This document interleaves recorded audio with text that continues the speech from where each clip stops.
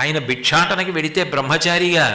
ఒక పేద బ్రాహ్మణి చిట్ట చివరికి ఇంత గొప్ప బ్రహ్మచారి వచ్చాడు తేజోమూర్తిని ఆయన చేతిలో భిక్ష వేయడానికి కూడా ఏమీ లేక ద్వాదశి నాడు పారణ చేయడానికి అన్నం లభిస్తుందో లభించదో అని ఒక ఎండిపోయిన ఉసిరికాయ ఇంట్లో పెట్టుకుని ఆ ఉసిరికాయ ఒక్కటే వేయడానికి సిద్ధపడుతుంటే లక్ష్మీదేవిని ఉద్దేశించి స్తోత్రం చేశారు. చేస్తే లక్ష్మీదేవి నువ్వు అడిగితే ఇస్తాను, ఆమె గత జన్మలలో ఇలా పెట్టినది ఏమీ లేదు, ఏముందని నేను అడ్డుపెట్టి ఇవ్వను, ఏదైనా ఇంత ఉంటే అది అడ్డుపెట్టి ఇంత ఇస్తాను, అసలు పెట్టిందే ఉందని ఇవ్వను, ఏమీ లేదు అంటే శంకరులు దుష్కర్మ ఘర్మమపనీయ చిరాయ దూరం నారాయణ ప్రవేణి నైనాంబువాహ అమ్మ ద్రవిణాంబుధార అని నువ్వు